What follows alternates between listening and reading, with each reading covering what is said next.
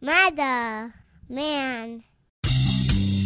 Al Capone over here. When I'm not busy swindling, shysting, and bootlegging, I'm listening to Murder Metal Mayhem. Hey! Spreading faster than a case of the clap in a trailer court. Able to shatter eardrums within a 666-mile radius.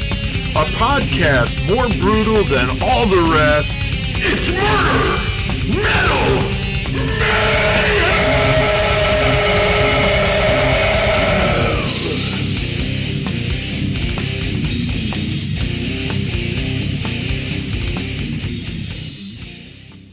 Well, what the hell's up, everybody?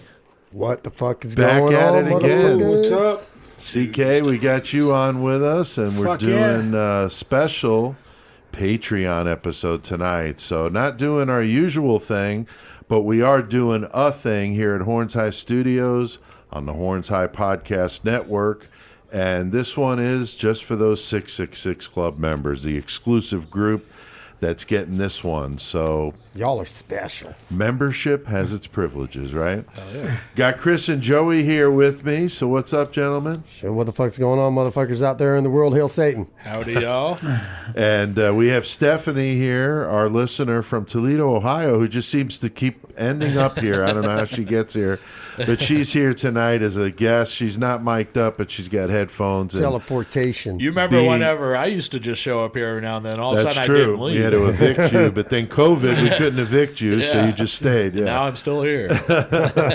And we have CK on with us tonight to talk about this one. And CK, how is it over there on Wildman Street? Fucking wild as ever. Nice. I'm sure you're right in the middle of it, man. Right in the Yeah. middle of it. Mike Gimpy ass. Dude, So- I'm waiting for one of these times before the fucking normal episode to like, you'd be throwing tomahawks and ninja stars these days. I want you to spray your ostomy bag out of a super soaker at these motherfuckers, bro. Oh, man. Like schizo God. style? Yeah. Oh, God. Hey, Steph was telling me they do have some ostomy bag covers, so we do need to look into getting a CK one. No, made they by- have them. Yeah, but we did a Tony Just need- Campagna Yeah, one. I need the dimensions Right, of one, right. and I can get him to make him one. Dude, that'd be badass. Yeah, that would be sick, man. I could actually send you one. Hell yeah. Nice. Okay, We- yeah. We'll put it in the studio with your CCK. An unused bag. Yep. Yeah, that would be nice. Thank you. That would be nice. That'd be So- a hell of a mayhem story, though. But CK, is as bad as you might feel, being sick from doing chemo, you could at least say that you didn't, like Joey did just a few minutes ago, mix up in the middle of an episode another serial killer with the one that we were talking about. So I'm just giving him shit. I know I've done it before, yeah, so it it's easy to happens. do. But it was funny, though, Yeah. because he starts talking about that he was a cop, and I'm like, well, oh shit, he's talking about Golden State. Yep. So everybody, we're on the same page. We're doing Al Capone here. Fuck yeah, we are. Scarface. And, Oh, I thought we were doing Joe Ball this week. I'm on a whole different page, bro. Fuck. so Scarface, of course, Al Capone. His name is synonymous with gangsters, He's organized got no crime. he's got no relatives living, right? So he can't get Yeah, we actually talked about that. No, hopefully not. And being close to Chicago, that wouldn't be good. But of course, his name is synonymous with gangsters, organized crime, prohibition, and lots of murder. And Joey, you suggested this one when we were talking about topics we should do for Patreon, and definitely it was a good one, man. Yeah, we have we do so much serial killer stuff and Right. things, and that's really awesome. But I thought maybe Change it up. change it up. The Gangster. people that usually listen to us will probably like this, and maybe some other people that haven't heard of us might check Right. it out because of Capone. oh, So- fuck. That's yeah. true. That's true. And that's why our Patreon members are getting this very special, they're going to hear it first. And who knows how long it'll be before this thing becomes, public, because I want to be able to give the Patreon members something special and not just put them out a month later. I mean, maybe a year from now we'll Yeah, do but not it. Who knows? anytime soon. Fuck Right. no. So, no killer cage match and no karaoke song in episodes like this. We're just doing all on Capone tonight, so this should be interesting. We've done some episodes like this before, Chris. Yep, like I said before, Ramirez, Zodiac. Zodiac, Ramirez, Yeah. and this is Well, Zodiac wasn't a Patreon, No, that but it was wasn't. only on him, though. Yeah, so we've yeah. done these before. We have just one topic, and we just cover that. So that's how it's going to be tonight. And because we're doing Capone, Dahmer was God the damn, other my one, fucking right? head just worked.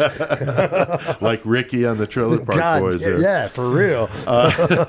But since we're doing Capone, we thought, it would be awesome to get a hold of Bob Weiss. Fuck yeah. Of course, Bob, Chris, is the owner of Shaker's Cigar Bar in Milwaukee. Yes, and sir. of course, of Capone, the That's former speakeasy. Former owner, dude. That's why Yeah. Bob's all, he got a lot of info on fucking the Capone family in general, basically. Yeah, he knows a lot about it. I mean, it was really fun to talk to him. Bob's just awesome, but he was just, man, I could have talked for hours about Al Capone, I'm sure. He just knows a lot. Bob was originally from Chicago, so he's also a transplant, Right. Chicago to Milwaukee. And he's got that last name, too. He does. Actually, that was very interesting. So we've got a nearly 20-minute interview that I did with Bob on Al Capone that we're going to play for you later as part of this Patreon-only episode. So it's going to be really cool. The entire interview we're going to play. Story of Scarface is just going to unfold here. It's going to be awesome.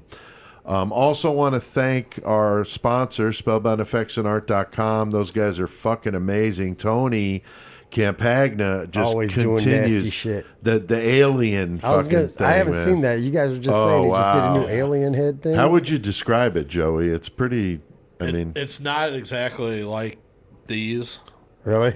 Like, I don't know. yeah, it it's seems a like, the different, gore. it's like green. yeah, it seems like it's he used wicked, a different man. method. I mean, I'm sure he probably did, but Right. yeah, you'll just have to see It looks really cool. So Yeah. Tony is but just you can amazing. still tell it's his shit, though. Right, Yeah. it's definitely his fucking design. And, which is and- cool because he's doing all that shit for the escape rooms and stuff. So I Right. mean, doing like the alien stuff definitely. Oh, you know, yeah. probably part of that too. Oh, yeah. I mean, Tony's just an amazing talent. So go to spellboundaffectsandart.com, buy some shit from him. You got a stimulus. Go fucking spend it on some gore. Yeah. And go to that episode description. I'll link to him there so you can check him out. Also, new sponsor, Stuck Up Sticker Company. Chris, they gave us that banner fucking- up there. Dude, I love the Fucking cool. the Budweiser With logo, Lemmy. dude. Fuck Yeah. yeah, with the Lemmy. And then they did the Voice of Dread banner for me. So Ian over there at the Stuck Up Sticker Company is killing it out of New Jersey. And if you're in a band and you need stickers, banners, anything like that, get a hold of Ian over there. Tell him we sent you. He will take super good care. He gets the shit out fast. He Hell does yeah. not fuck around. So Dude, the new stickers he did for us are fucking like motherfuckers are like holy shit, these are badass. dude. I yeah, they're like really these, so- amazing. He Can I did give you a such a couple good of job. with with I'll give you some. freaking God damn it, I just drew a blank. Never mind.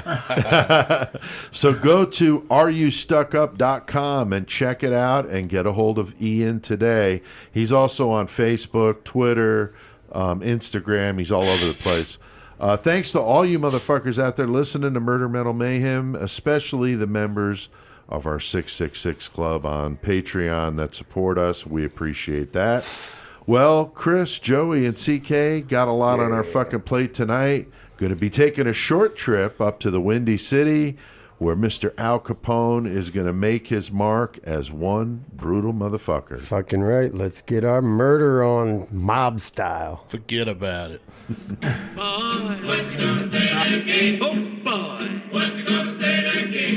Palomar, Shalimar, Swanee Shore. Let me dig that jive once more. Boy, oh boy. Now can't you hear those hep cats call? Yeah. Come on, boys, let's have a ball.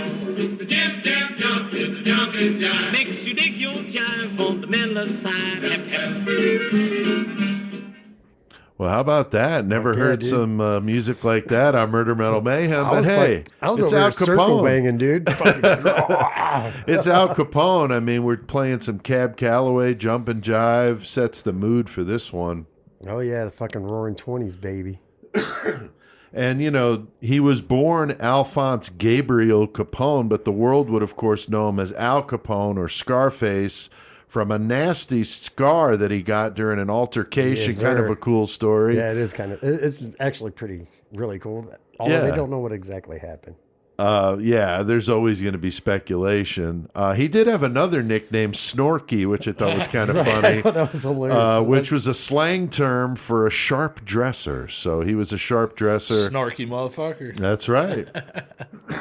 Capone would be known as a ferocious gangster during the Prohibition era of Chicago.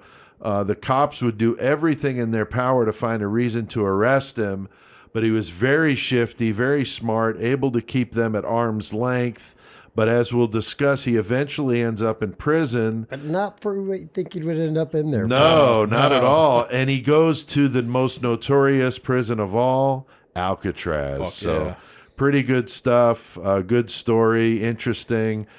He would spend his later life in Florida, and we'll talk about everything in between. Should be a good one because we have done the mafiosa more modern age. Right. But this guy, This is old school. Prohibition, old Yeah. G, Old for school. sure, Oh, yeah. you know. Everybody so knows fucking Capone. that's right. This is just us talking about him now. So fuck Exactly. yeah. Now, CK, what is it do you think that people think about, when you hear the name Capone? I mean, did I miss anything of what people would I mean, conjure? when I think of Capone, I think of the St. Valentine's Day Massacre, Right. Yeah, for Yeah. sure. syphilis, Yeah. Syphilis, nice. uh, Sure, we're not talking about El Duce or anything. yeah, right. and Geraldo Rivera in Al Capone's vault. Oh, yeah, that's right. That's funny. I forgot about I that. forgot about that too. Good call. That's a good one, CK. Wait, what? But you also think about he was also and we'll go to it later on, but he was kind of considered like a Robin Hood. You're right. Exactly. Yeah, for sure. Now, Joey, I think we'll talk about some stuff that many people don't know about Capone, especially his time in Milwaukee and the state of Wisconsin. We Right. get into the stuff with Bob. Which is awesome for us because, of course, with the connection to Shaker's Bar. Right. If anybody doesn't know, because I understand that anybody I tell that I live in Illinois, they think I just live in Chicago. So Right. everybody Of just course. thinks All that- the time. Right. Right. But Oh, if you live in anybody doesn't Chicago. know, like Milwaukee and Chicago are literally an hour apart. It's not far. Right. So it's fucking basically his neighborhood at that time. Sure. So it made a lot of sense. But we have the advantage that we know Bob, who owns Right. Shaker's up there, that Capone once owned. Right. So that's a little bit of insight that you guys are going to get to hear with the interview. And really, Milwaukee was kind of like a safe haven for Capone to get away from Chicago itself. Right. And I mean, if you listen to what people say, because of course hearsay is a motherfucker, and everybody fucking says all the same shit in every town you go to. But Of course. Bloomington supposedly also has a couple spots around here that he used as a. I've heard safe of way, that. too. I've heard that. Yeah. Actually, it's several places in Illinois I've Yeah, heard that. So exactly. who knows? Which makes sense. You would. Oh, yeah. Yeah. Why I mean, would if you he not? went It's north, he fucking- was definitely going south. He loved Tennessee, loved Florida. fucking- So, yeah, he was I all wouldn't over. doubt it. He was all over the fucking place. Now, Capone was actually born in Brooklyn, New York, in 1899 to Italian immigrant parents, Gabriel and Teresa Capone. His father was a barber. His mother was a seamstress, which is a very common trade of many Italians in the 20th century. My family came here from Italy in the 20s. Fucking wop. And both sides were in the garment business. My grandfather, my mom's side, worked for Brooks Brothers making suits, and my grandparents on the other side as well. So Reminds very me of common. fucking Goodfellas. Hey, go get you some dresses. Go right in Right, there. yeah. Go pick one out. Huh? So anyway, his parents came from a small town near Naples, which is where part of my family is from. I thought that was kind of funny. So who knows? I might have some Capone blood in me. I don't know. God damn it. There were 8 other children in the home, so we're gonna have some serious fucking Italian names in this one. It's like listening to The Sopranos or something like that with some of these Like literally names. watching Goodfellas. Oh, and shit. this is Paulie Jr. Oh, I get them mixed up myself. Peter, Paul. Pete, Paulie, Yeah. Paul. So Vincenzo would later change his name. I thought this was crazy to Richard James Hart. Like, where the fuck did he come up with that shit? I'm goddamn American. That's the least That dude- Italian name you could think of. Yeah, Right. for sure. He's been watching too much fucking pro wrestling. Right? You want to Richard be part of the Hart. Hart Foundation. Yeah, that's right. I'm assuming, to distance himself because he would ironically become a Prohibition agent. And he was known as Two Guns for his sharpshooting skills and cowboy fucking attitude. I bet he fucking Al probably wishes he was on his team for that shit if he was that good. Like, Right. I'm a cowboy. I could shoot. Fuck you. Wasn't it The Office with the two gun? He was doing the two gun too. Kept telling him to stop.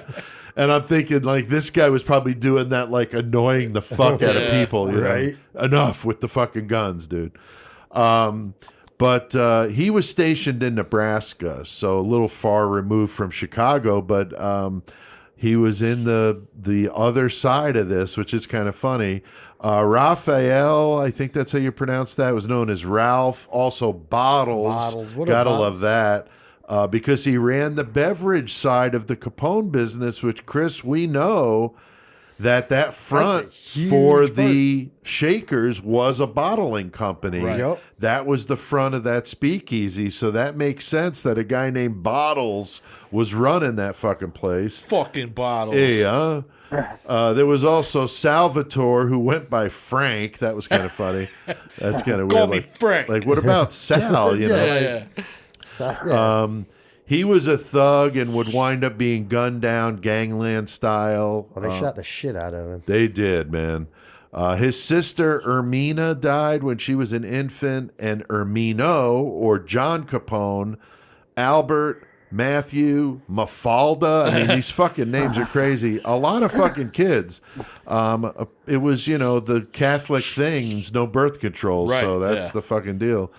It was Frank and Ralph that would join Al in the criminal side of the family. So, and they would do some work too. They would. Definitely. Now, Chris, I read that he was a good student, but he had a little problem with authority. Yeah. So he fucking he got good grades and everything. Right. But what was he in, like 6th grade or whatever, or 4th grade?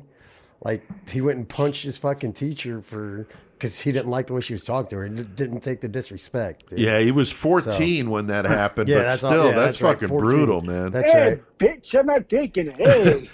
Now, Chris, the Shawbacks, didn't do stuff like that in school, right? You guys Funny were story. good students. Funny story. Pawback. Now here, all right. What fucks me up is the way now these days, my brother Michael, everybody calls him Mikey or Mike. He was always Michael. He hated being called anything. I was going to other say, than I don't Michael. ever remember him going by anything other than Michael. And now it's Mikey, Michael, whatever, which is cool. Good to him. But in kindergarten, his kindergarten teacher called him Mike, and he literally got up and walked and punched his kindergarten teacher for calling him Mike. Like, that's a real thing that fucking happened, dude. Wow. So, that happened in the Shawback Nation once. He punched his teacher. He didn't get kicked out of school like that, though, or quit or whatever, because it was kindergarten. It was just more like, what the fuck's your kid doing? Like, fuck you. That's about it. But yeah, that literally did happen, though. Well, that doesn't surprise me. After he gets kicked out of school, Al took on several jobs, working in a candy store and a bowling alley. And I've got another funny tie. I mean, I guess being Italian, some of this stuff just happens to fall into place. But the whole candy store thing, I had legit had an uncle, Jimmy, who owned a Bronx candy store where the mob was running some sort of illegal, numbers shit out of the back. And they paid him to just shut the fuck up and run the store. No, I'm not kidding you. To shut the fuck up and just run the store. And I'd only been in the store one time.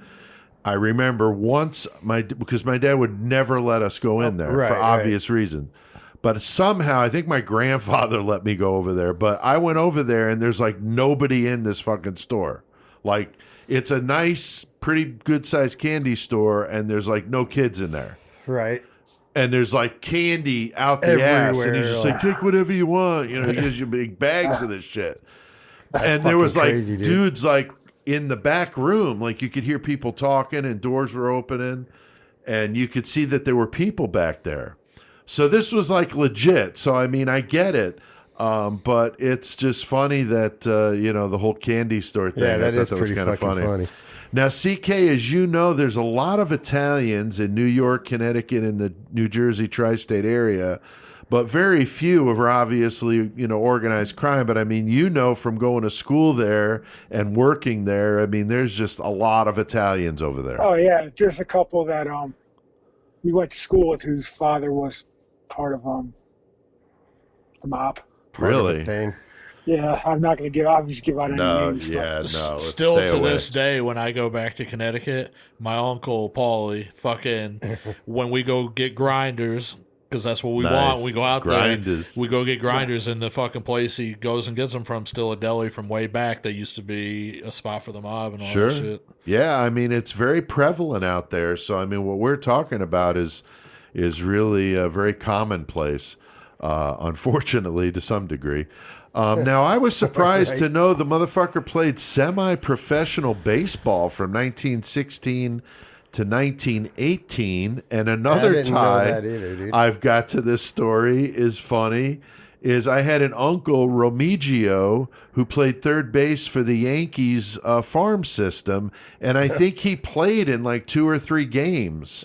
No shit. Yeah, somebody got hurt and he got called up and then Yeah. went right back down. But still, pretty amazing. He was an amazing ball player, but my dad pitched in the minor leagues and hurt his elbow throwing curveballs at a young age.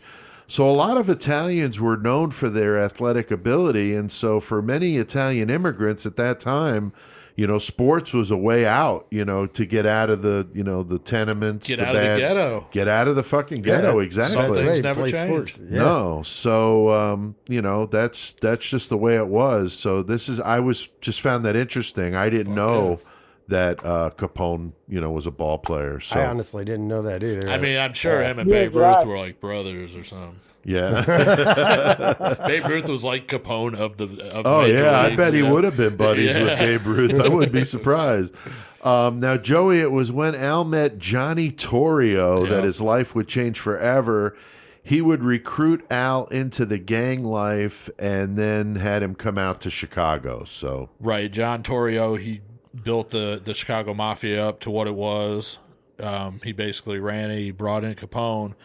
Capone later inherited the Chicago chapter from him, from Torrio, right, who, after, can't remember, it was like 1930s, Torrio went and joined up with the Lucky Luciano crime family and became an advisor for them. right. But Capone, he got his foot in the door right Yeah. there with Torrio, fucking was given the Chicago Mafia. I mean, Pretty much handed to him. that's like the keys to the This is city your for shit, real. dude. Yeah, for real. And so he got that, and fucking, so yeah, Torrio was basically his doorway into that. Yeah, and like coming up, he was a member of these different gangs in New York. Some of these names are funny. The Junior 40 Thieves, the Bowery Boys, the Brooklyn Rippers. I wonder if the Chicago Rippers got their idea. And finally, the 5 Points Gang, all in New York. Right. He was working for Frankie Yale at the time, who ran a Coney Island bar called the Harvard Inn. And it was there, Chris, that he would get into his altercation with that guy, Frank Galluccio. Talking about like Galluccio and his sister. What was her name? Fucking, I can't remember what her name Yeah, I don't was. remember her name, but he was making But he was leaving compliments about and her. they're basically About her one ass, of the I things they said, think. like, "Hey, you got a great ass. Take that as a compliment." Right. And her brother got all pissed, and like, there's some say that he cut him with a knife. Some say it was like a broken bottle, but he got the 3 cuts on the left side of his face, and that's how Right. he got the nickname Scarface, which he fucking hated. He did fucking hate He that. And he fucking would try hated to every hide minute it of it. in pictures, Yeah. like by He'd, like, turning his face. putting powder on it, trying to cover him up and shit. Fucking, he hated that name, but Yeah. so that's how he got the name Scarface, by telling the chick she had a nice ass. Yeah, and I think, he would tell people they were war wounds Yeah, when they would he did ask do him that, about yeah. it. So, but he did not like that name Scarface, that's for sure. Probably too babyface to grow a beard, too. Yeah, He Right. might have 'Cause done that if he could. I That's don't know. true. That's a good point. I don't think I've ever seen him with No. any kind of Oh no! facial How many people hair. had beards like that in the 20s? though, Which dude? I Yeah, understand, that's- it like it was the that's queen true. cut time. Yeah. But Right. at the same time, if you got that much of a complex about your shit and you Right. have a You're way to probably, hide I'd rather it, have a Right. fucking beard than the scar. Yeah. Now, Johnny Torrio, again, as Joey pointed out, the head of the Chicago crime syndicate that was responsible for illegally supplying alcohol during Prohibition when the federal government had made it illegal to consume alcohol. He knew Capone from his rep in NYC and recruited him to Chicago. Now, Chris, how the hell would Prohibition have gone over at the Shawback Nation? That's the whole nation. That's the question at hand. The whole entire nation. You just nation. have it still in the shed. That's all. That's what I'm saying. The whole nation is a speakeasy. Oh, that's good. And you might have like a mash, like a still set up. Yeah, like straight up mash, making that dirty. I wouldn't be gin though. They drink gin and mash. I fucking hate gin. Yeah, yeah, that's pretty Yeah, rough. I got you though. Yeah. Yeah. All right. You know, they made gin, but they were drinking the whiskey and scotch themselves. So. Fucking right, they were. So Al Capone would be Johnny's number two. When Johnny is shot multiple times and nearly killed by the Northside Gang, he handed, as you pointed out, Joey, the controls over to a 26-year-old 26 years old. Al Capone, and the rest would, of course, be history. Dude. I mean, that's just 26 nuts. and everything is mine. Yeah. It's Right. Like Scarface the limits. movie, like Yeah. the world is mine. Right. Like for That's real. that's probably how it felt. He was extremely politically connected. The cops would, bring him in, and then he'd just walk out the other door. It was just ridiculous. He managed to get away with everything. He was buddies with the mayor, William Thompson, and so he was hooked the fuck up. Everybody was being paid off. He was very well liked, doing charitable things, and as you said, Joey, kind of a modern day, or Chris, a modern day Robin Hood. Yeah.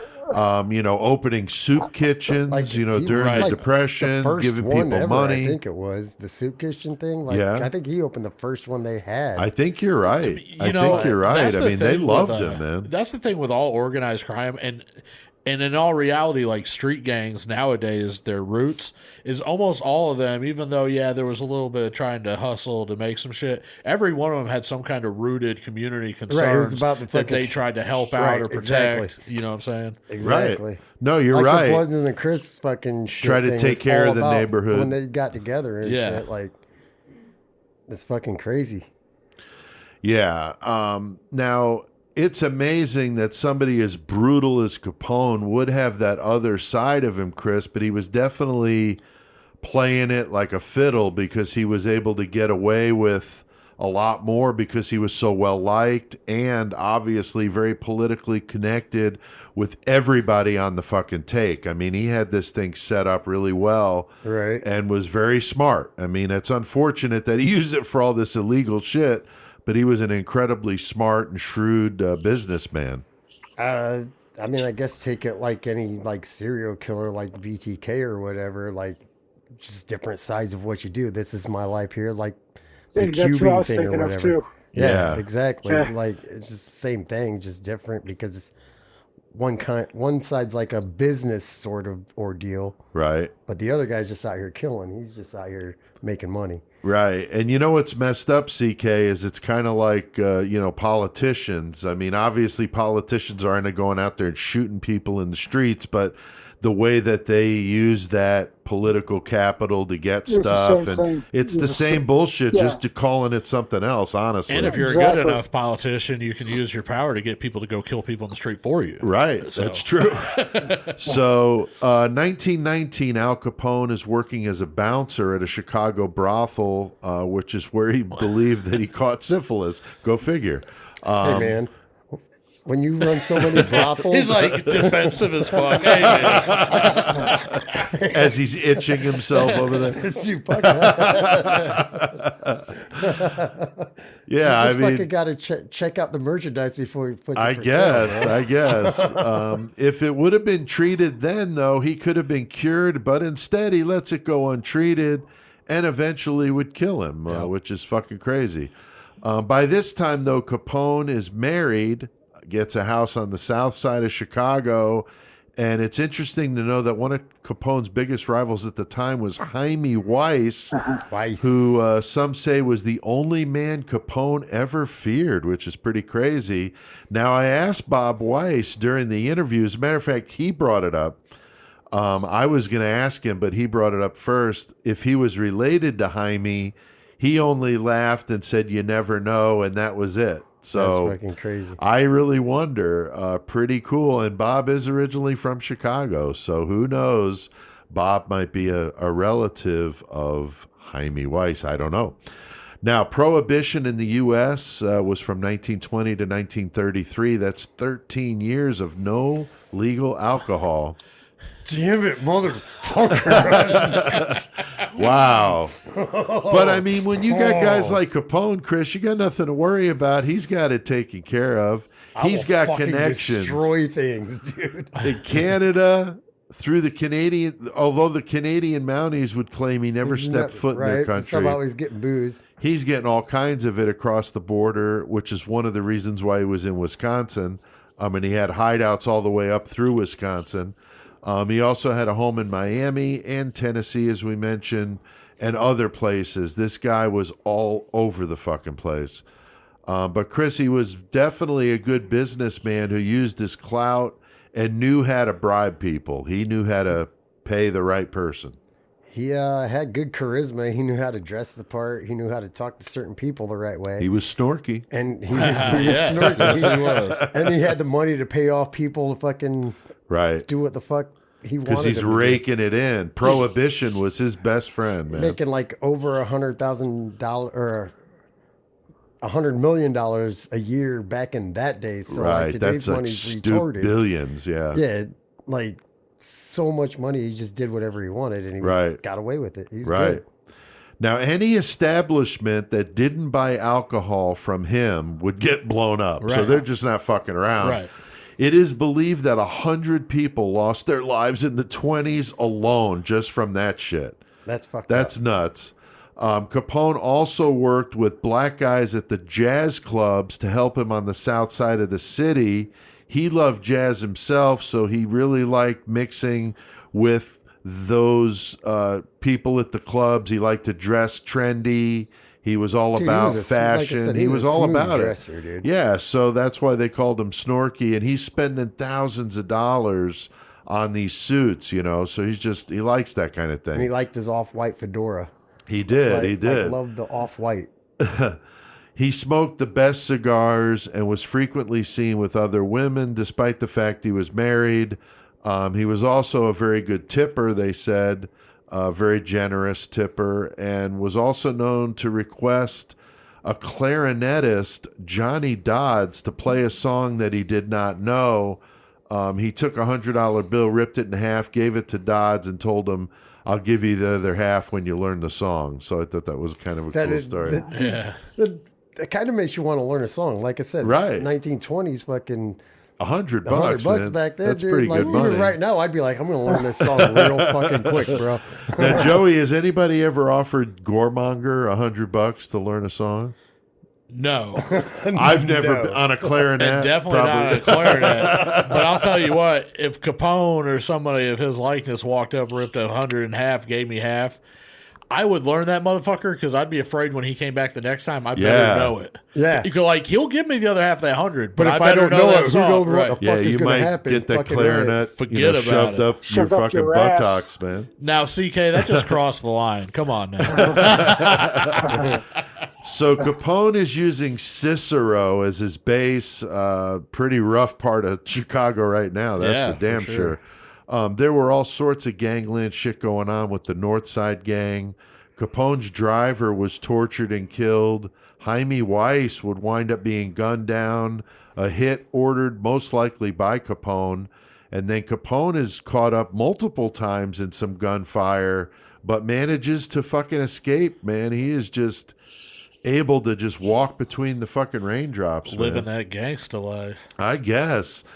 Capone began to take security a little bit more seriously, rents entire train cars when he travels under assumed names, traveling all over the fucking country, hiding out. See, like his fucking car and shit, like what they said Bulletproof, about, like, it was all bulletproof. armored, the glass is bulletproof, and the back window was bulletproof, but they could pop it out. That way, if they had to fucking start shooting back at motherfuckers. Yeah, that's fucking crazy. Like, fucking, whatever, we're prepared, motherfuckers. Wow. When he went to prison, I forget what president actually had his car. Yeah. Oh yeah, I think I did see There's a- something about that. because it was bulletproof and it had all that. Had all that armor Yeah. and shit. Fucking Yeah. right. That's fucking nuts. So they had a president. I forget which president it was. Interesting. Yeah, I don't know who it was, but I think I did hear that. He also once paid August Anheuser-Busch $40,000 to rent a 14-room mansion for his entourage. All this time, Like Capone, the same, like I'm drinking Bush beer, like that guy. that guy, yeah, his grandfather, yeah. Capone never had a bank account and used Western Union for cash deliveries. It says, but never for more than 1,000. God, So how many What was he going doing? there every 5 fucking Jesus minutes? Christ, That's yeah. nuts, man. He was also known for bombing voting locations, killing as many as 15 people in precincts They'd of straight his up have political motherfuckers. opponents. Yeah, they'd straight up have motherfuckers at the voting polls, fucking Yeah. like watching, like making sure they're voting for who they wanted Right. to vote for. Like, no, That's why go you back. can't be around polling. You know, when people are voting, you know, they keep you away because of shit like this. Right. You know, Like, no, He you was can't. the OG Antifa. apparently typical Chicago bullshit, though, which is funny that, you know, CK, it's amazing how Chicago is still known as being such a corrupt city. Yeah. 100 years fucking later, man. Just unbelievable. It really is. Chris, one of the event that Capone would, of course, be known for was the St. Valentine's Day Massacre. Yeah. So what do you want to... I mean, this is a monumental event. CK, you brought it up as well. But, Chris, what did you want to say about that? 1920. Let me set the scene. February 14th, 1929. You got your fedora on? 2 cars rolling down the street. Guys hanging on the sidebar. No, fucking. But yeah, for real. So they go in to fucking kill Moran, and his whole crew's like hanging out at this garage, and so Capone, well, put in quotes Capone, his guys come rolling up. There's the 2 in a cop car. Right. There's 2 guys in police uniforms and 2 guys in normal uniforms. They raid this fucking garage that they're in, so they all automatically, the guys in the garage, Moran's crew, think that they're cops. So they order them against the wall. They stand there. Right. The guys in the police uniforms call the other 2 dudes out. They bring out Tommies, and they just start blasting off with the Tommy guns, just shooting every motherfucker Brutal with in the there, Tommy dude. guns, Just man. going to town Jesus. with it. And they killed, there was 7 of them in there. And they thought Moran was in there, but he wasn't in there. Right. They think that they thought one of the guys going in looked like him because they were dressed the same, had the same build and everything. Right. But Moran was late. He left his hotel room late, so he wasn't even there when this happened. And so they got away with that. Nobody's to this day even know who did it. But when the cops got there, there was one guy, Frank Gustan. I can't remember his last name, Frank something, but he was still alive. And they tried asking him who shot him or whatever. And his words were like, nobody shot me. And he had like 14 gun wounds in his body. And his words were like, nobody shot me, dude. Like, done. But then he I'm died not like telling. 3 hours later. So like he's just straight kept to his Damn. gangster code of honor. And I I ain't guess. snitching. Like he's Wow. like, nobody shot me, dude. Like With full of bullet 14 wounds. bullet Yeah. Hey, wounds. bro, you're gonna get ditches anyway. You might as well snitches. Right, exactly. But yeah, So- I thought that was a fucking crazy story when they asked him that. Yeah. Like, they're asking like, who shot you? He's like, nobody shot me. Like, just dying of bullet wounds. Exactly. Don't want to say anything. You know, and one of the things that Capone would be criticized for with that was, you know, that other people were doing his dirty work. Right, you know? yeah, that for sure. So he, after a night of drinking, he wants to confront 3 of his men that he finds are conspiring against him. So he gets out a fucking baseball bat and beats the shit fuck out of him just to kind of show, hey, you know, like I'm not, just using other people to do my dirty work. So whatever. And that would be portrayed the But I 1987 movie The Untouchable. I also saw that he beat the shit out of him, but then he had other Somebody people else shoot kill him. him. Yeah. Right. So like, still having to do the dirty work. Yeah, you're fucking beating the shit out of this motherfucker, but you ain't actually You're gonna doing the kill him. deed. That's So, true. I don't know. That's Like true. Casino. With the Right. Pesci brothers. Well, Right. not the Pesci brothers, but you know. But yeah, I know Joe Pesci. Yeah, I know what you mean. But, this would be debated for years with various versions of the stories, just like a lot of this stuff. And we've already talked about a few instances where, you don't know how much is embellished and what's true, who knows. You got somebody shot 14 times that says nobody shot me. I mean, you don't know who the fuck's saying what. Tupac and Biggie, man. Right? Ain't nobody saying shit. Still It's a Pac mystery. and Biggie, baby. It's Pac and Biggie, baby. After the St. Valentine's Day massacre, though, the cops start to get a little perturbed here. The multi-agency task force was sent to Chicago by President Herbert Hoover in 1929 to put an end to the bullshit. And they bring in a no bullshit motherfucker. Yeah, Elliot Ness, man, definitely not fucking around. A writer for the Chicago Daily News called Capone and his men the Untouchables, which would, of course, give Ness just more of a reason, kind of like that idiot on the Steelers that was talking shit before that Browns game, and then they got fucking annihilated. That was just dumb. That never sits well in any sport, when you hear about another team talking shit. Like when you watch the Rocky movies, Chris. Whenever Rocky didn't take it seriously, he got his ass whipped. Yeah, but when he got all fired up, he wins every time. So, Right. I have the tag. So, but I can't remember his name, but that writer for the paper, was that the same one that he wrote some shit about Capone and his group or whatever, and Capone's brother and another guy came and beat him with they had the fucking soap in the sock. Dude, there's an interview with the guy. What the fuck was his name? It was the Cicero Tribune. It wasn't even the Chicago Tribune. Okay. But he wrote something about the whole Capone family, whatever. Right. And Al's brother, I think Frank or Ralph, and another guy came up on the street, and he was walking out of his office, and he just saw him, and he said he just curled up into a ball because he knew what was coming. He can't run. He was just fetal position, covered in my shit, and they beat the fuck out of him, dude. Oh wow. Yeah, it's pretty nuts. So That's they didn't fuck up. around with No. They weren't fucking around. No, not at all. Now, Joey Capone gets arrested in Chicago in 1929 for contempt of court, and then again in Philadelphia for carrying a concealed weapon. He gets a year for that, and it looks like he's starting to, show a little wear. I mean, he's getting caught. He's obviously full on in the eyes of the law. He said the Untouchables thing got Elliot Ness all hot and bothered, fuck you, you're not untouchable, I'm going to fucking get you. And that was that became his life goal, was to take down Capone and the Chicago crime syndicate.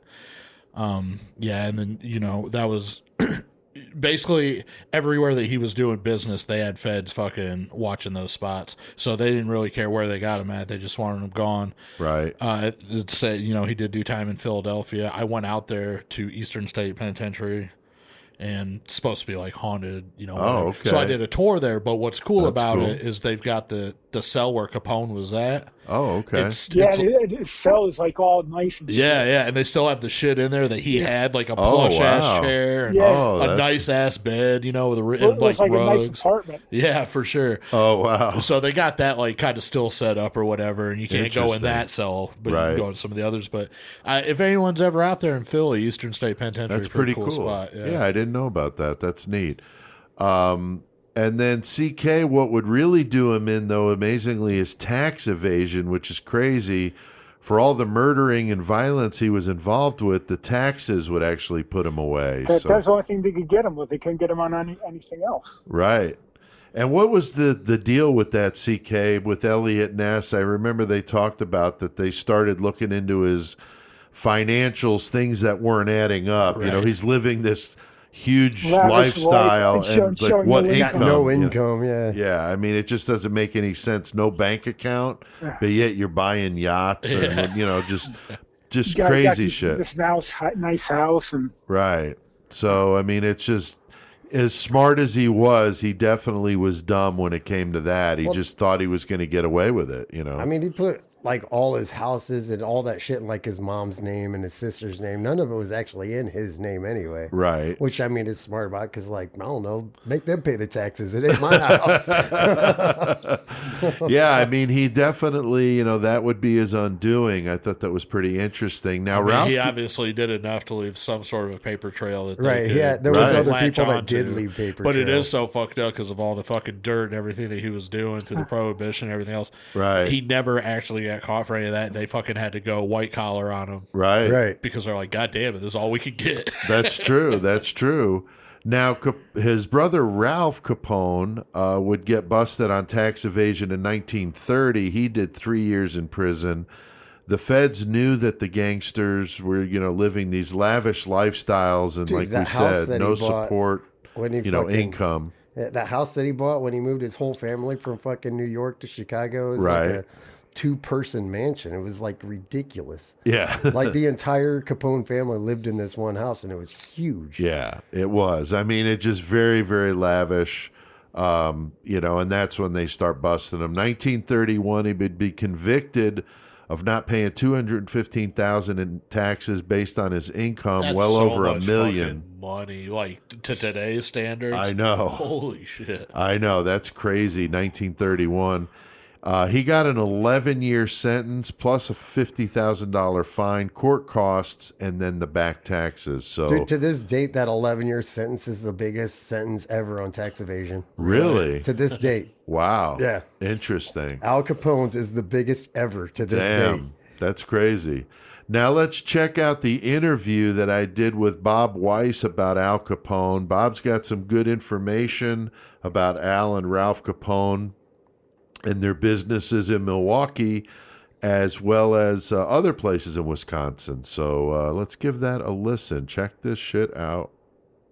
Speaking with Bob Weiss, the owner of Shaker Cigar Bar in Milwaukee. We've had Bob on the show many times, and thanks, Bob, for taking the time out of your Sunday to talk. And how's everything going up there in the Cream City? Pete, things could not be better. It is a beautiful sunny day, and honest to God, you could walk outside any day this last week in Milwaukee, and you can smell spring in the air. So Wow. we're just a few weeks away anyway, and I just got to think, you know, there's such a sunny outlook that's coming to us. How's that? Well, that's awesome. Yeah, I mean, after 2020, a lot of people are pretty, you know, disheartened from all that, and they wanted to see a better 2021. So I think that's very optimistic. Let's hope things improve and continue to open up and get back to business again. So I'm sure you're anxious for that. Pete, I certainly am, and I think that it's there's a message here for everybody: is that you got to find that little keystone of light in the darkness of the last year, and find that opportunity. And maybe it just means self-improvement for yourself or something, but you got to find a way to move it on. So That's yeah, true. here we are. That's true. Well, most of our listeners know Al Capone as a Chicago mob boss, but some may not realize that he did have some business there in Milwaukee, and I thought maybe you could explain to our listeners, Bob, what is the Capone's relationship with what was formerly, you know, before Shakers was there? Pete, thanks for asking that question, because the Capones had a rather significant holding in Wisconsin, and that stretched up really from the Milwaukee metropolitan area all the way up to the tip of Wisconsin to Mercer, Wisconsin, and Hurley. And really, it's very entrepreneurial. So there were a variety of different brothers that were in the mix. And you think about Frank Capone, who was the first to die, and he was really just a thug. And I kind of make the correlation between the Capone brothers here in the U.S. as far as the Castro brothers in Cuba, because in Cuba you've got this great visionary of Fidel, and then, of course, he's gone. You got Raul, who's the thug. And in many ways, the same thing. Al was the visionary, Al Capone, and then Frank was the thug. And Frank succumbed and died early, I think, in 1924. And coincidentally, in 1924, that's also the year that the other Capone brothers, Al and Ralph, decided to expand their empire and diversify, and they moved up to Wisconsin. So at that time, Ralph was already known as Bottles, and for a nickname. And they called him Bottles because he was the one who ran the entire bottling operation during Prohibition of a variety of different products. And as part of their diversification, they opened up a line of soda bottling, and Ralph was, of course, in charge of that. So he was kind of the brains of the operation. So he really is the one who came into Wisconsin and opened up a variety of these little soda bottling plants, and Shakers is one of those, because in this beautiful 1894 building, the front of the house became a ABC soda bottling company that Ralph directly oversaw, and the back of the house was, of course, a speakeasy. So you got this beautiful ornate mahogany and oak bar that's there. It's still there today. And on the second and third floor, of course, Ralph ran the brothel operations as well. So prostitution, soda bottling, that was kind of the thing that he was really moving with the operation. Whereas Frank's part was a little bit, unseemly and very dirty. And of course, Al kind of blended between all these things. And Al had great oversight, and he had huge political connections that served him incredibly well. Obviously, people are available for hire, just like today. Right. And he was a mastermind at that. But he could also see that they had to go somewhere else. So he and Rolf opened up these bottling operations, again, one of which is at Shakers. They opened that in 1924, the same year that Frank had perished. And they kind of continued that on for a while. And ran the Speak, so obviously all the Prohibition liquor was used there, and then they had the front cover. Interesting. Now I know, I've been up to Shakers before, and like you talk about the bar and the 1894 that's actually above the bar.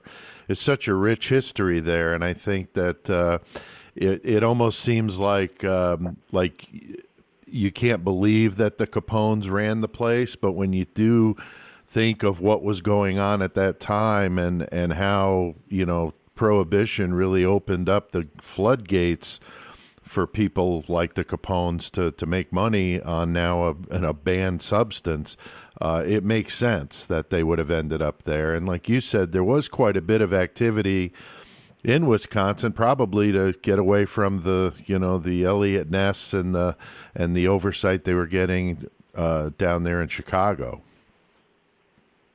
Well, absolutely, and Al had a place in McWanago, Wisconsin, as well. That was a speakeasy, and you've got the requisite tunnels in the cellar, like all these joints did, including Shakers. And then he had actually a house, a rather elaborate house on something which is now called Capone Way in Brookfield, Wisconsin, one of the Tony subdivisions. And then they had bits and pieces of different things that you went all the way up to Manitowish Waters, where John Dillinger was shot at in a well-known gun battle. So a lot of the gangsters from the Chicago area and even New York flocked to Wisconsin because it was kind of an open territory, and the law enforcement was very amenable to working on the retirement funds by looking the opposite direction, right? Plus, so you had an awful lot of very influential mob guys that were here on a regular basis, and they'd fly in from New York as well. But really, the Capones, from my understanding, are the ones who ran the state of Wisconsin and brought in other people to talk about how they wanted to expand their markets into different areas. So Wisconsin was really important in many ways, and obviously as the first major city to go up north, as it were, people stopped in Milwaukee. And at one point, Milwaukee was a really thriving sister city to Chicago in many ways. So I can recall vividly that Wisconsin was one of the most important industrial states in the country, and Milwaukee by itself had this huge push taking place. We were at one point, the 9th largest city in the country. We were even bigger than Chicago at one point, and there's all this activity, and you've got, of course, everything running off the Great Lakes, the same thing as Chicago, so it was a natural port for any of the Prohibition activities, bootlegging, and obviously they were very astute. There's a lot of money that was in Wisconsin, and the Capones really capitalized on that. Yeah, that is very interesting. I'm sure some of our listeners just had no idea that was going on up in Wisconsin. And another thing about Wisconsin, I'm sure, was nice was that they were able to bring the Canadian alcohol across, because I know that was an avenue of where they were getting alcohol from during the Prohibition time. Absolutely, and it was easier for the Capones to bring in this hooch, to bring in the booze from, as you said, from Canada, and make any of different stops or ports of call along the Great Lakes way before they get to the hotbed of Chicago. And there was nowhere near the law enforcement activity in Wisconsin that there was in Chicago area, so they could bring things in really unbeknownst to everybody. So you could bring it into Racine Harbor, into Milwaukee Harbor, even Green Bay at different points, depending where it's coming from. And then you get this on the back of a semi or whatever you call a lorry at that time, and you drive these things straight through, and nobody would wink an eye at it, so they're not looking in that direction. And I think that I've read at one point that the bulk of the alcohol that came into Chicago, as a matter of fact, came via Milwaukee, via Lake Michigan, of course, and then it was trucked down. Interesting. So, it was a vibrant area for them, and they did not miss a lot. No. Now, Al Capone himself, how involved was he there at what was the speakeasy there? Keep in mind, really know? That's just a little bit before my time. Oh, of course. But I mean, do you think he was actually there often, or was it just kind of his brother ran it and he was just kind of a figurehead? No, I think maybe a hybrid there, Pete. I think that we have had pictures of these massive Cords and Duesenbergs that were parked outside of what is now known as Shakers.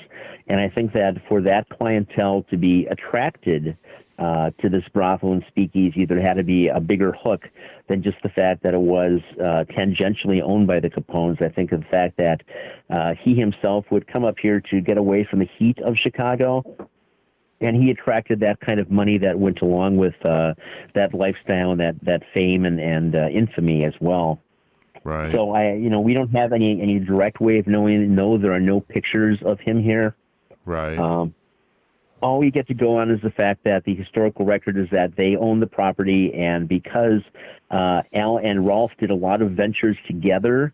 In fact, at one point, Ralph was considered the number 3 man in the organization, and when Al went away, Ralph ran the operation. So they were closely tied in everything that they had done as investment property, away from just the shoot 'em up kind of thing that people normally associate Capone with. There was a much deeper sense that these guys did, and a lot of that, again, was in Wisconsin. So the psychics that have worked at Shakers for years all talk about interacting with the ghost of Capone at different times, primarily in the cellar at Shakers.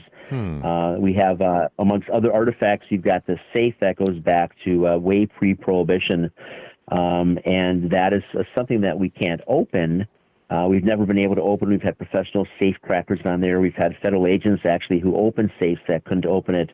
And no, we don't want to blow it or drill it or something else, because that takes away from the historical aspect of it. But to a person, every one of the psychics and mediums that has worked at Shakers or visited Shakers talks about the spirit, the connection with Capone that's inside that safe, and or they always make an allusion to money and or weapons that are there as well.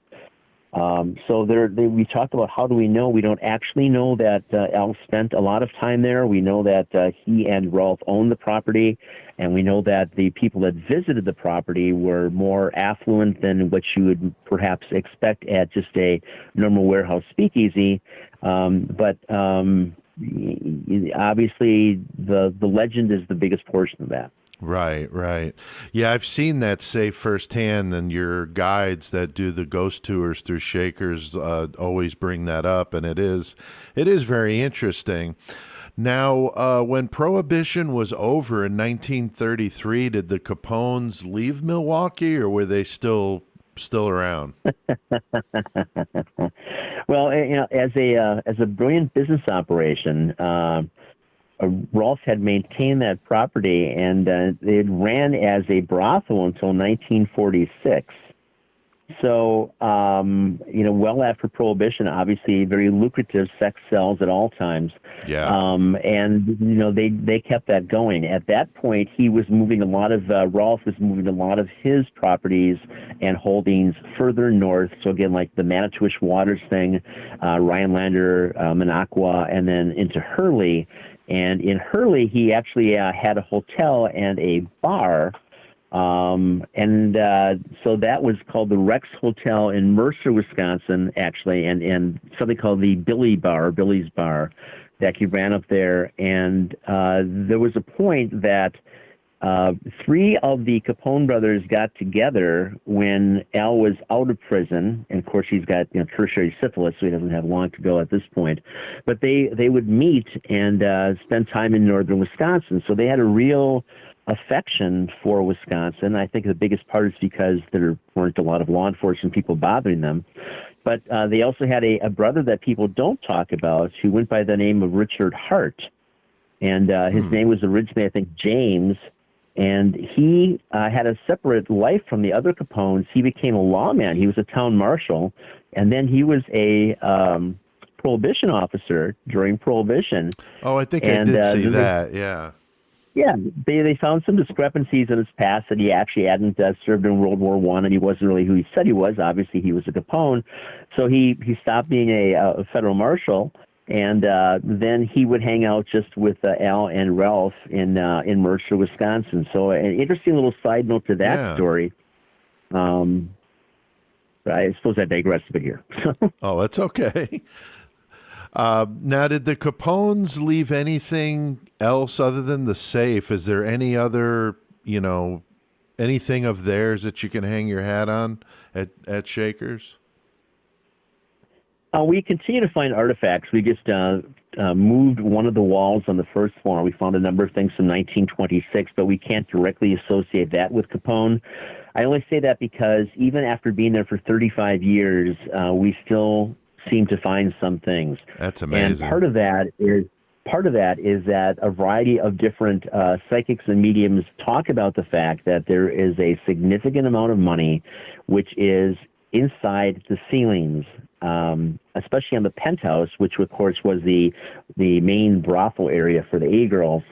And you would ask, I suppose, why I haven't ripped it apart. Why I've got a real thing for that building. It's a gorgeous building, as you know.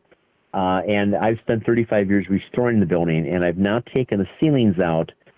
We did just acquire a metal detector, so perhaps we'll start using that on the ceilings. But it's interesting that people that, again, have no connection for each other as a psychics or mediums or anything else talk about Capone's money being in the ceiling at Shakers on the 3rd floor.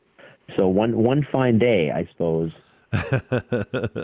One of these days, hopefully somebody that hears this doesn't stay up there and go on a treasure hunt. So, well, yeah, that's another story, right? Now, anything else about Capone that we didn't mention in regard to Shakers? Anything that I missed, Bob, that you want to mention? Well, I think that we also do something called the 2.0 tour, Pete, and I think that if people come to take not just the original Ghost Tour, but the Tour 2.0, you get to work with divination rods. And one of the most popular questions that people ask when they're holding the rods is if Capone is present. And I'm not on every tour anymore, obviously, because we do a ridiculous number of tours at Shakers. But I am constantly amazed at how often people get a response. And these are people that, they've never used divination rods before. They've, had the token experience while they're up there talking to one of the, perhaps the former hospitality workers, brothel workers, or they could maybe interact with some of the spirits that are downstairs with those. But aside from that experience, they don't have anything going on with the rods. And I am slain at how often the spirit of one of the Capones will interact with people, especially in the dead hooker's bedroom on the 3rd floor. It is astounding. Wow. which really makes you think that there is some form of energy that they have left behind. Yeah. Though, we haven't found the physical evidence. Again, these are guys that might have been fond of having their picture taken when they're coming out of the federal courthouse or something. But I think aside from that, these are not people that really wanted to have pictures taken and hung up, that, the Washington was here kind of thing. Right.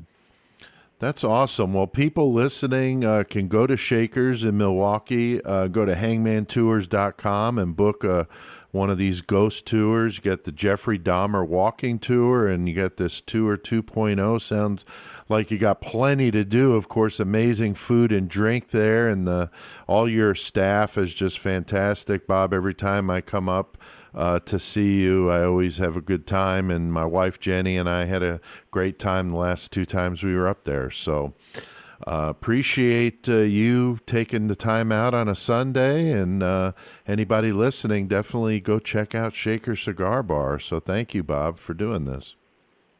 Pete, I'm thrilled for the opportunity, and looking forward to a great new year for obviously all of your listeners and for us. And there's one last thing to mention there, is that people often spend the night in the Airbnb upstairs in that dead hooker's bedroom just for the opportunity to interact with Capone. So Capone's image is huge, and we look forward to seeing you for the next time, brother. Thank you so much. Awesome. Well, thanks, Bob, for taking this time out, and I hope we can get our lives back to the way they were, and get up there to Milwaukee, and you take it easy. All right, always good to hear from Bob. He's definitely an awesome guy, has a lot of knowledge about the Capones, and I hope you guys found that interesting, hearing all that stuff about them up there in Wisconsin, and then that whole Jaime Weiss thing, too. The last name Weiss, you never know. Come on, man. So I guess we'll never know. Maybe next time we go to Shakers, we'll ask him. We'll see what he says off the record. Chris and Joey, any comments about Capone's time up there in Milwaukee, that, anything you guys found that I didn't find anything in particular, honestly, no. I know there were spots north of Milwaukee. Right. Bob mentioned some of those locations. I read or watched some of the docs. They talked about, areas in these random small towns, but along that route up to Canada, So, well, and that's the thing with, we're talking about Capone here, and if you're a regular Murder Mel Mayhem listener, man, we talk about Shakers all the time. Right. And we rep that place, and it's billed, I would say, first as a ghost place, the haunted attraction, second as the cannibal tour. And the Capone thing isn't really as brought up until you get up there and really start talking, I think. Check it out. But for me, being up there, all the spiritual stuff, and that's really cool and that's fun to do. But even just being in the same spot Capone was at doing business, exactly. that's what was fucking awesome. awesome. Like down in the basement with the actually safe. More interesting to me than anything else. Yeah, that's the way some people are, CK. That safe down in the basement is a great illustration of that, because that's the Capones used it, know, and he doesn't know what's in it, which is crazy. Yeah. They can't find a way to open it. So very, very cool stuff. All right, so May of 1932, poor Al Capone, he's just fucking heading down the shitter. He's age 33 now. And he added gonorrhea to the syphilis. He does. That's always a fun time. Al Capone is sent to the U.S. penitentiary in Atlanta. He's officially diagnosed with syphilis and gonorrhea, so he's got the double whammy there. Also suffering from withdrawals from cocaine addiction, which I didn't realize that, from a perforated nasal septum. So that's pretty how you used to up. pierce your septum back in the day. Just do a bunch of coke. He used to just sit down in Shakers and do blow in the basement all night. Right. For real. He did not do very well in prison, though. He had some people protecting him, but some believe that Capone was sent to Alcatraz to get him away from the prison in Atlanta because he was having a lot of problems there. So I don't know. He didn't have good times in fucking Alcatraz either. No, he did not. He did not. Fucking Atlanta, motherfucker tried to stab him with did stab him with a pair of scissors and shit. And then they took his finger off, right? Right. Fuck, dude. Yeah, so he wasn't doing good in Atlanta. And plus, he's losing his mind. Like the syphilis got to his brain. So he's going fucking. Dude, you got to think too. You're fucking Al Capone and in prison, and you're getting treated. Well, yeah, and you're also You're bragging rights if you fuck this dude up. Like, yeah, I fucked Right. up Al Capone, and that's in true. prison you can get away with a lot easier because he doesn't have his. There's mafia people in prison, of course, with him, but not to the extent of on the streets where they can mob up like that. Right. They can watch each other's back a little bit, but not like against the fucking gangs of the fucking prison system. True. So yeah, it's like, oh, I'm gonna go fucking whoop Al Capone's ass. Now Right. I'm Who fucking wouldn't I'm wanna a say that, badass you know what I'm motherfucker. Exactly. Yeah, But at Alcatraz, apparently due to good behavior, he's allowed to play the banjo in the prison band. Fuck yeah. The Rock Islanders. Pretty fucking cool. Yeah. CK's going to buy all their CDs after this we get I done here. bet that motherfucker had speakeasies in Rock Island for real, like on the Oh, river I over wouldn't there. doubt it, dude. Yeah. I wouldn't doubt it. But 1938, the syphilis is affecting his brain, as you said, Chris. His mental abilities are going down. He spends the last year at Alcatraz in the hospital, totally confused, barely coherent. He's let out in 1939, but he spends his final days in Florida with his wife, May. They said he ended up with like the mental capacity of like a 14-year-old or Yeah, 12-year-old something or like something. that. So like, It's fucked up. Syphilis fucks your brain up quick. Yeah, I mean, CK, it's crazy how, syphilis would do in the legendary Scarface. I And mean, he just could have unbelievable. had it treated, but he fucking never did. Right. I mean, that's just nuts. 1942, upon the invention of the mass production of penicillin, which was actually done in Peoria at the USDA. I can attest to this. I had to Like teach a Peoria, class. Illinois? What's that? Peoria, Illinois? Yeah. No shit. I had to teach a class at that USDA building in Peoria. Right. And while you're standing there, like they would take a lot of school field trips through there. Right. And they have this lobby with all these things that tell what they've invented there. And like all these different people that work there that won like Nobel Prizes and all this shit. They're helping. Yeah, and the mass production of penicillin was invented there. That's how That's fucking crazy. they I didn't- figured I out never how knew to that. make it in a grand scale. And Capone was like the first to one of the first to get it from. didn't Hey, help from that there. didn't help fucking him, though. penicillin and Mudvayne over here. Yeah, I mean Peoria is not that far from Chicago, No. so I mean it's legit. A lot of Italians in Peoria too. Capone would be one of the first patients, though. That's kind of crazy. And it didn't help him much No. at all. It's a little too late. It does slow the progression of the disease down. So 1946, though, as you mentioned, Chris, he's got the mental capacity of a 12-year-old. His brain is being eaten away by the disease. So pretty sick. 1947, he suffers a stroke, which, of course, contributes to his death. But I think it was COVID, though. I don't know. No, I'm just kidding. Dude, it was the original version, man. The OG. Yeah, the OG. Yeah.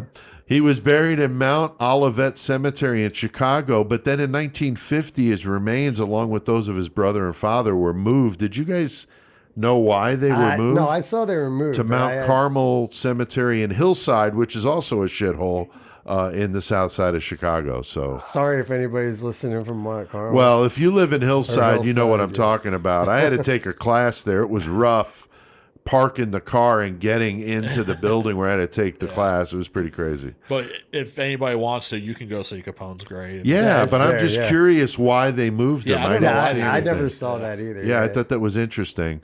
One list that I looked at said there were 33 victims murdered by Capone. They're just trying to fucking make him like Gacy. I know. 33. Chicago, 33.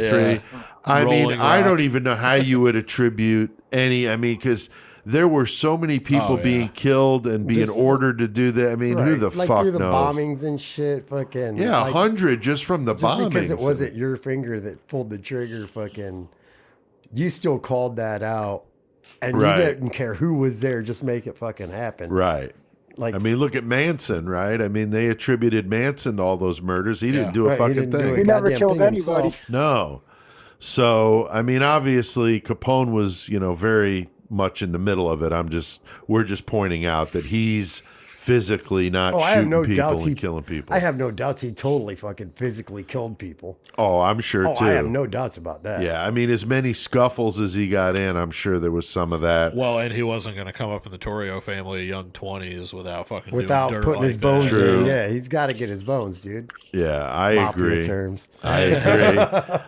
Anything you guys want to add to this conversation about Al Capone? I don't think I No, I think it's covered. Yeah, I think we did pretty well. That's cool. Well, I mean, you there's know, obviously a lot more shit you can Yeah, find there's a out. whole of lot more. course, of course. But I mean, we I did tried to pretty well. kind of hone it down to some of the topics we wanted to get into, but yeah, I mean, shit, you could talk for hours about a guy like this with all the different things he was involved with. But hopefully, you guys like that 19-minute and change interview with Bob. Yeah.